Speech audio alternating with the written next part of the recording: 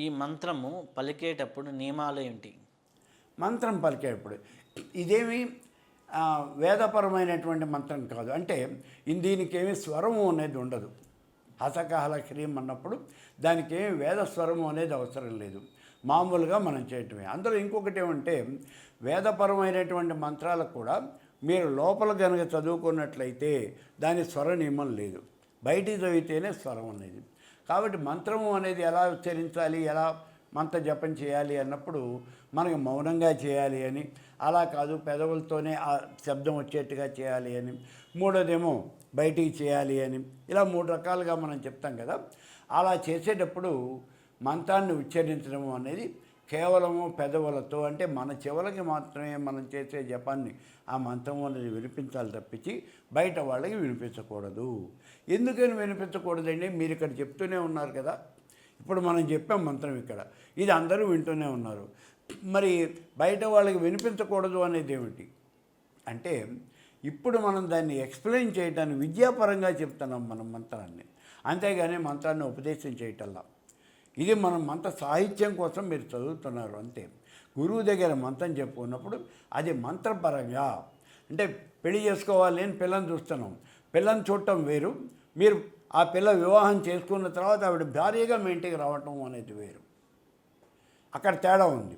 అలాగే ఇక్కడ కూడా మంత్రాన్ని మంత్ర భాగంగా మనం తెలుసుకోవటం వేరు, మంత్రాన్ని ఉపదేశం తీసుకోవటం అనేది వేరు. అలా ఉపదేశం తీసుకుంటేనే ఆ మంత్రాన్ని మనం జపం చేయాలి తప్పించి నేను ఇక్కడ చెప్పినంత మాత్రం చేత మీరు చెప్పారు నేను విన్నాను, యూట్యూబ్లో కూడా మనం మంత్రం చెప్పేస్తూ ఉంటాం, ఇలా ఉంటుంది ఈ మంత్రము అని. చాలామంది ఫోన్ చేస్తారు, మీరు చెప్పారు కదండి మేము విన్నాము, మరి మేము మీకు ఆ యూట్యూబ్లో చెప్పిన మంత్రాలను తీసుకుని జపం చేసేయచ్చా? అలా చేయటానికి వీలు లేదు. ఏదో ఏదో పంచాంగంలో రాశారనే మంత్రాన్ని మేము తీసుకుని జపం చేయొచ్చా? అలా చేయకూడదు. మీరు నేను గతంలో చెప్పాను, మీకు స్వప్నంలో ఆ మంత్రం దర్శనం అయినప్పటికీ కూడా మళ్ళీ ఒక మంచి గురువు దగ్గరికి వెళ్ళి ఆయన దగ్గర మంత్రం చెప్పుకుని చేయటమే చాలా ఆరోగ్యకరమైనటువంటి స్థితి. అయితే పంచదశి మంత్రం తీసుకున్నప్పుడు మనకి కొంతమంది పూర్వాంగ మంత్రాలు, ఉత్తరాంగ మంత్రాలు అని ఉంటాయి. ఆ ఉత్తరాంగ పూర్వాంగ మంత్రాలు అంటే ఏమిటి? అవి ఎందుకు ఉపదేశం చేస్తారు? పంచదశి మహామంత్రం అసలు శ్రీ విద్య అనేటువంటిది కేవలము మోక్ష విద్య, జ్ఞాన విద్య, మోక్ష విద్య అని చెప్పుకున్నాం మనం. మరి మోక్ష విద్య అయినప్పుడు మానవుడికి మోక్షం ఒక్కటేనా? మోక్షం రావాలంటే ఐకమైనటువంటి కర్మల్ని వదిలించుకోవాలిగా.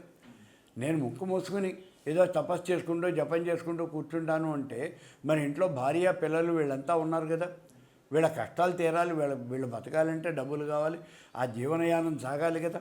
మరి ఇవన్నీ కోరికలు తీరడానికి ఎట్లాగా? ఆ కోరికలన్నీ తీర్చేటువంటివే ఇక్కడ అంగమంత్రాలు. పూర్వాంగంలో కొన్ని, ఉత్తరాంగంలో కొన్ని మంత్రాలు చెప్తాం. వీటిల్లో మనకి ఎక్కువగా చెప్పేది ఏమిటి అంటే ప్రతి చోట చెప్పేవే రాజమాతంగి. రాజమాతంగి మంత్రం ఎందుకండి? ఇక్కడ రాజశ్యామల మంత్రం అని చెప్తున్నాం. ఈ రాజశ్యామల ఎవరు? ఈ శ్రీ విద్యా మంత్రం.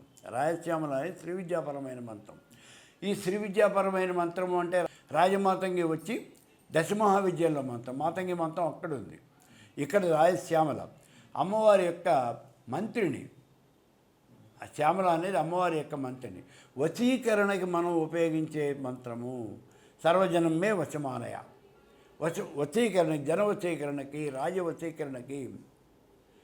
అలా ఆయన నమ ఉచ్చిత చాండాలి మాతంగి సర్వజన వశంకరి స్వాహ. జనాన్ని వశీకరణ నాకు వశం చేయవలసిందే అని మనం ప్రార్థన చేస్తూనే ఉన్నాం. ఇందాక మీ రూమ్లో కూడా చూశాను నేను, అక్కడ మీరు రాజమాతంగి బొమ్మ వేసుకున్న రాయలసీమలో బొమ్మ వేశాను, ఆ ఫోటోని పెట్టాను, దానికి 2 పూలు పెట్టి ఇచ్చేస్తున్నారు. ఎందుకు చేస్తున్నారు?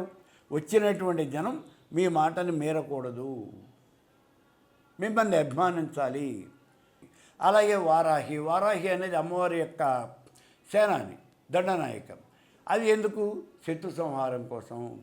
ప్రత్యేకంగా వచ్చి కోర్టు వాయిదాలు లేకపోతే భూములకి సంబంధించినటువంటి తగాదాలు ఇట్లాంటివి ఉంటే ఆ రాజమాతంగి మంత్రం వారాహి మంత్రం చేయండి అయ్యా అని అంటాం. ఇలాగే మనకి ధనం కావాలి. ధనం కావాలంటే మహాలక్ష్మి మంత్రం చేయమంటున్నాం.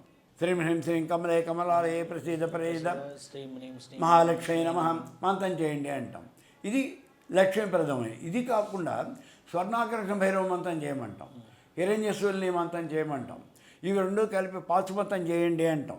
స్వర్ణాకరణ భైరవం, హిరణ్యశూల్ని రెండింటిని పైనోటి కిందోటి పెట్టి పాశుపతం చేయండి. ఇలా కనుక చేస్తే మీకు ఆ దేవత యొక్క కృపా కటాక్ష వీక్షణాలు చాలా ఎక్కువగా వస్తాయి అని. అలా ఇవన్నీ కూడా ధనం కోసం, మనకు కావాల్సినదే కదా, ధనం కోసం. అలాగే శత్రు సంహారం ఇది కూడా కావాలిగా ప్రతివాడికి. అందుకే మనం చెప్పేది కాళీ, దక్షిణ కాళీ మంత్రం చెప్తూ ఉంటాం. సామాన్యంగా ప్రతివాడికి దక్షిణ కాళీ మంత్రం చెప్తాం. అలాగే కాళీ, ప్రత్యంగిర, మరీ శత్రువులు ఎక్కువగా ఉన్నారండి, ప్రత్యంగిర మంత్రం చెప్తాం. ఈ శత్రువులతో పాటుగా మనకి ఇంకా ఎక్కువగా ఉన్నారండి, నరసింహని చెప్తాం, సుదర్శన మంత్రం చెప్తాం. ఇవన్నీ అంగమంత్రాలే. ఈ అంగమంత్రాలు ఎందుకు అంటే నీ ఐహికమైనటువంటి కోరికలు తీర్చుకునేటందుకు. దీంట్లో ఏ మంత్రమైనా సరే నీ కోరికలు తీరుస్తూ ఉంటుంది. అందుకని మళ్ళీ నువ్వు అటు ఇటు పరిగెత్తకుండా మీకు ఆ అంగమంత్రాలు చెప్తాం. అది అంగమంత్రాలది. అయితే ఇక్కడ శ్రీ విద్య అన్నప్పుడు అంగమంత్రాల్లో శ్రీదేవతలనే చెప్పాలి కానీ నరసింహము కాలభైరవం ఎందుకు వస్తున్నాయి? కాలభైరవం మనం చెప్పాం, ఈ సంప్రదాయ భేదం ఉంది. నరసింహని చెప్తాం, సుదర్శనం చెప్తాం. ఇది స్వర్ణాకర్షణ కాలభైరవ, స్వర్ణాకరణ భైరవం, స్వర్ణాకరణ భైరవం అని చెప్తాం. అక్కడ భైరవుడే కదా, భైరవం చెప్తాం, స్వర్ణాకరణ భైరవం చెప్తాం. ఇవి శ్రీ విద్యలో శ్రీ విద్యా మంత్రాలే చెప్పాలి అని ఏం లేదు, అలా ఏం లేదు. మరి నరసింహని చెప్తాం, చెప్పాను కదా ఇందాక, సుదర్శనం చెప్తాం. అంటే బలమైనటువంటి శత్రు సంహారం కావాలి అంటే మీకు సుదర్శనం ఒక్కడికి ఒక్క దేని మీద ఉంటుంది. మనం ప్రత్యంగిర మంత్రం చేయండి అంటే భయపడే వాళ్ళు ఉన్నారు, ప్రత్యంగిర చేయడానికి భయపడతారు. అలాంటి వాళ్ళకి మీరు ఖాళీ చేయండి, పోనీ సుదర్శనం చేయండి, నరసింహం చేయండి. అలా శత్రు సంహారం కోసం ఏ మంత్రమైనా మీరు చేయొచ్చు. ఇవే కాదు, అసలు మీరు పూర్ణదీక్ష కనుక తీసుకున్నట్లయితే మంత్రశాస్త్రంలో ఉన్నటువంటి ఏ మంత్రాన్నైనా మీరు చేసుకోవచ్చు. అన్ని మంత్రాల మీద మీకు అధికారం వస్తుంది. కాబట్టి ఏ మంత్రమైనా చేయొచ్చు. అవన్నీ మేము అంగమంత్రాలుగా చెప్పాలి అని ఏం లేదు. మీరు చెప్పిన మంత్రాలే కాకుండా ఎక్కడో పుస్తకంలో ఉన్నదండి తీసి మీరు చేయొచ్చు, ఇంకోటికి ఉపదేశం చేయొచ్చు. మీకు ఆ శక్తి అనేది ఉంటుంది. అయితే ఇప్పుడు మామూలుగా ఇవి చేస్తున్నప్పుడు శ్రీ విద్యా పంచదశ దాకా వచ్చినప్పుడు మామూలుగా చేస్తుంటారు కదా, చాలామంది ఇళ్లల్లో ప్రాక్టీస్ చేస్తూ ఉంటారు. ఒక్కొక్కరు కొంతమంది ధర్మ సందేహాల కోసం మన దగ్గరికి వస్తున్నప్పుడు ఒక అమ్మాయి వచ్చింది, మా అత్తగారండి శ్రీ విద్య చేస్తుంటారు, దానివల్ల మా ఆయన మా అత్తగారు మాట వింటున్నారు.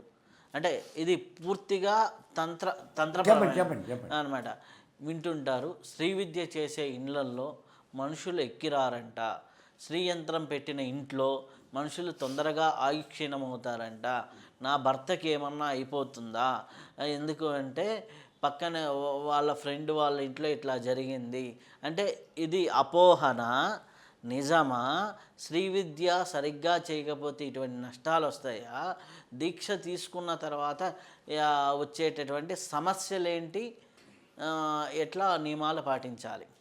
కొంతమంది ఈ దేవతల మీద శ్రీ విద్య మీద ఇష్టం లేనటువంటి వాళ్ళు దుష్ప్రచారం చేస్తూ ఉంటారు. ఇది ఎలా జరిగిందంటే అమెరికాలో ఒకసారి అక్కడ శ్రీచక్రాలను పంచిపెట్టాం. ఇది మన మరకతంతో చేసినటువంటి శ్రీచక్రాలు చేయించారు, ఇక్కడ ఇండియాలోనే చేయించి తీసుకెళ్లారు. వాటిని ఏదో కొన్ని డాలర్లు తీసుకుని వాళ్ళందరికీ కూడా శ్రీచక్రాలు బహుకరించడం జరిగింది. అక్కడ ఎవరో కొంతమంది ఈ శ్రీ విద్య మీద ఇష్టం లేనటువంటి వాళ్ళు ఎవరు అంటే పర్టికులర్గా అక్కడ చెప్పాలంటే అక్కడ ఉన్నటువంటి వాళ్ళ ఇది వద్దు, ఆ సెక్ట్ ఆఫ్ పీపుల్ దీన్ని తీసుకెళ్ళి అక్కడ ఉన్న మిస్సిపి నదిలో పారేయమన్నారు. వాళ్ళు నదిలో పారేస్తారు. ఏమిటి అంటే అవి కనుక ఇంట్లో పెట్టుకుంటే ఇప్పుడు మీరు చెప్పినట్టుగా ఇంట్లో ఎవరో చచ్చిపోతారు, చాలామందికి ఏదో ప్రాబ్లం వచ్చేస్తుంది, రోగాలు వస్తాయి ఇట్లా అని. అప్పుడు నేను వాళ్ళందరికీ అప్పీల్ చేశాను, మీకు అంత అనుమానం భయం ఉంటే ఆ శ్రీచక్రాలు నాకు ఇచ్చేయండి, నేను ఇండియా పట్టుకెళ్ళిపోతాను. అక్కడ 3 మంది ఉన్నారు, వాళ్ళందరికీ నేను దానం చేస్తాను. కానీ వాళ్ళు నదిలో వేస్తారు. ఇవన్నీ కూడా పెద్ద అపోహలు. శ్రీ విద్య మీద ఆసక్తి లేనటువంటి వాళ్ళు, ద్వేషం ఉన్నటువంటి వాళ్ళు చేసే పనులు.